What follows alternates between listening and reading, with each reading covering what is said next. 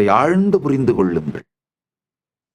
அதாவது பயங்கள் உருவாகும் பொழுது உங்க சுவாசம் இயற்கையாகவே என்ன மந்திரத்தை ஜெபிக்கிறதுன்றதை ஆழ்ந்து பாருங்க.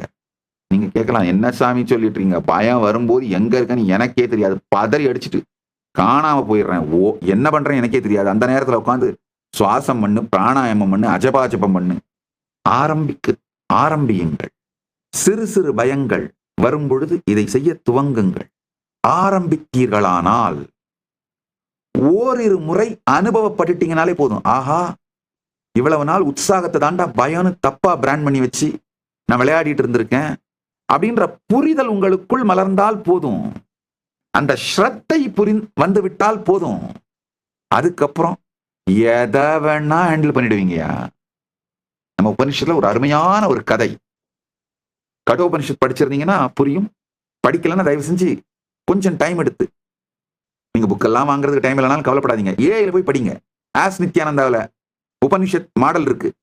சும்மா 5 நிமிஷத்துல நீங்க சொல்லுங்க ஏஐட்ட, அப்பா எனக்கு ரொம்பலாம் டைம் இல்லை, இந்த சாமியார் சொல்லிட்டாரு, சரி போனா போது 10 லைன்ல கடோபனிஷத் பத்தி சொல்லு அப்படின்னு கேளுங்க.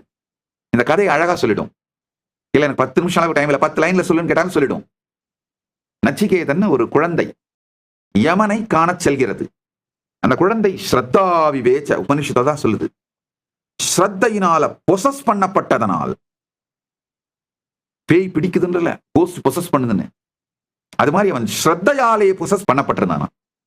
ஸ்ரத்தையினால் பொசஸ் பண்ணப்பட்டதனால, பரமசாந்தத்திலே அவன் நிலை பெற்றிருந்ததனால, யமனை பார்க்கும் பொழுது கூட அவனுக்கு பயமோ, அவனுடைய காக்னிட்டிவ் இன்டர்பிரிட்டேஷன், யமனை பயம் அப்படின்னு காக்னைஸ் பண்ணாம உற்சாகம்னு காக்னைஸ் பண்ணதுனால யமனை கூட அவன் இயமனாக பார்த்தான். பிரபஞ்சத்தின் இயமத்தை நடத்துகின்றவர், அவரிடமிருந்து நம்மால் என்ன கற்றுக்கொள்ள முடியும் என்று கற்றுக்கொள்ள துவங்கினான். யமன் பரம ஞானத்தை, பரம அனுபூதியை அந்த குழந்தைக்கு அளிக்கின்றான். அது ஒரு அழகான தத்துவம்.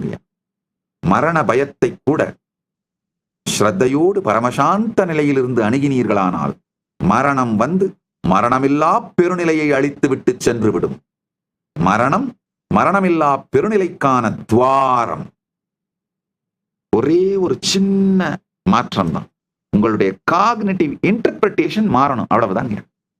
இப்ப வாழ்க்கையில் இருக்கிற சின்ன சின்ன பயங்கள்ல இருந்து ஆரம்பிச்சீங்கன்னா மெதுவா மரண பயம் வரைக்கும் அத்துணையுமே நம்மால ரொம்ப அழகா காக்னிட்டிவ் மிஸ்இன்டர்பிரிட்டேஷனான பயம்ன்ற இன்டர்பிரிட்டேஷன் கொடுக்காம பார்த்து விட முடியும். பயத்தால் உங்களை பயமுறுத்த முடியவில்லை என்றால் யாவானாலும் உங்களை ஏதும் செய்ய முடியாது. என்னை அழிக்க நினைக்கின்ற, என்னை எதிரியாக நினைக்கின்ற என் எதிரிகளுக்கெல்லாம் இருக்கின்ற ஒரே பிரச்சனை என்னன்னா, என்னை பயமுறுத்த முடியலையே. ஆக்சுவலா நான் ஒரு பயந்தா மாதிரி நடிச்சேன்னா கூட போதும், அவங்களுக்கு ஒரு திருப்தி வந்துடும். பயத்தை எனக்கு காட்ட முடியலையேன்ற அந்த கடுங்கோபம் தான் அவர்களுடைய தாக்குதலை அதிகமாக்கிக்கிட்டே போறாங்க. அது எப்படா ஒருத்தன் பயம் இல்லாம இருக்க முடியும்? நானா எங்க குலடே, நான் ஒரு கோயில் பரதேசி, என்னையெல்லாம் எங்கடா பயமுறுத்த முடியும், போங்கடா அப்படின்ட்டு உட்காந்துட்டு இருக்கேன். நான் ஒரு கோயில் பண்டாரம்.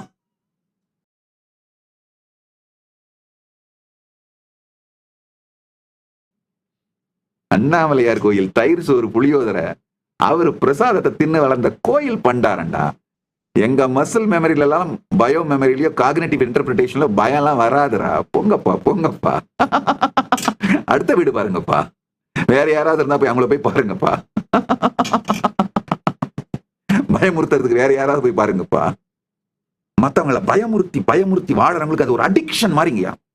யாரு நம்மளை பார்த்தாலும் பயப்படணும், இல்லைன்னா அது எப்படி நீ பயப்படாம இருக்கலாம்?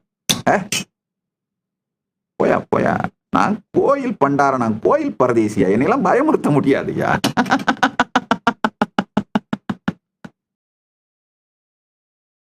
ஆழ்ந்து கேளுங்கள். ஜஸ்ட் உங்களுக்குள்ள பயங்கள் பொங்கும் பொழுது பிசியலாஜிக்கலா உடம்புக்குள்ள என்ன நடக்குதுன்னு பார்த்து, உங்க காக்னிஷன் அதை பயம்னு பிராண்ட் பண்ணாம அப்படியே பார்த்து அந்த நேரத்துல உங்களுடைய சுவாசம் இயற்கையாக என்ன மந்திர, என்ன சப்தத்தை, என்ன பீஜத்தை, என்ன சிலபலை கிரியேட் பண்ணுதுன்னு பாருங்க.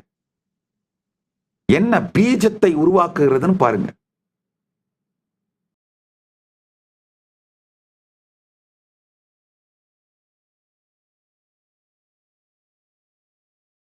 நான் சொல்லிக் கொடுக்க கூட விரும்பல. சில பேருக்கு சுவாசம் உள்ள இழுக்கும் போது சான்னு போகும், ஆம்னு வரும். நீங்க கண்டுபிடிங்க. அதுதான் அஜபாஜபம். இந்த அஜபாஜபத்துல மட்டும் இருங்கய்யா. எந்த பயமும் உங்களுக்குள்ள ஒண்ணும் பண்ண முடியாது. பயம்ன்ற காகனேஷனே இருக்காதுங்கய்யா. அப்ப என்ன ஆகுனா, ரியாலிட்டிக்கு என்ன, இப்ப பாம்பு வந்தா என்ன பண்ணி கரெக்டா ஒதுங்குவீங்க. ஆனா வாழ்க்கை முழுக்க பாம்பையே நினைச்சு நடுங்கிட்டு இருக்க மாட்டீங்க. நிஜத்திலே எதை செய்ய வேண்டுமோ அதை ரொம்ப அழகா ஸ்மூத்தா பதட்டமெல்லாம் இல்லாம மெதுவா சரியா பண்ணுவீங்க. ஆனா எந்த காலகட்டத்திலையும் உங்களை பயம் டேக் ஓவர் பண்ணிட முடியாது.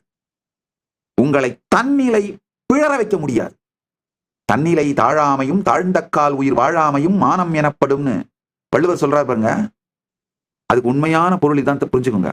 தன்னிலை பிழறாமை, பிழன்ற கால், நீங்க ஆக்சுவலா வாழல, பிழன்ற உடனே நீங்க வாழல, வேற யாரோ தான் வாழ்ந்துட்டு இருக்காங்க உங்க மூலமா. நீங்க என்ன பண்றீங்க உங்களுக்கே தெரியாம பண்ணிட்டு இருக்கீங்க. தன்னிலை பிழன்றால் எப்போ உங்களுடைய பிரெயின்ல மெக்டலா ஹைஜாக் நடந்து உங்களுடைய ப்ரீ ஃப்ரண்டல் கார்டெக்ஸ் ஷட் ஆயிடுதோ, ஆஃப் ஆயிடுதோ, அப்பவே நீங்க தன்னிலை பிழண்டுறீங்க. அப்ப ஆக்சுவலா அப்ப நீங்க என்ன ஆக்ஷன் எடுக்கிறீங்களோ அது எல்லாமே உயிர் வாழாமை தான். நீங்க ஆக்ஷன் எடுக்கல.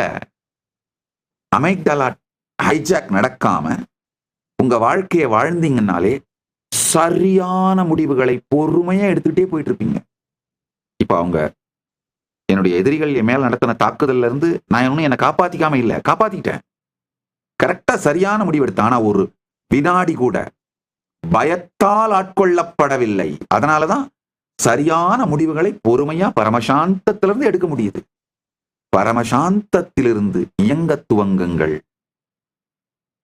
பரமசாந்தத்தில் இருக்க துவங்குங்கள். நீங்க நினைக்கிறத விட, கற்பனை பண்ணுவதை விட கோடி மடங்கு சாதிப்பீர்கள். கோடி மடங்கு சாதிப்பீர்கள்.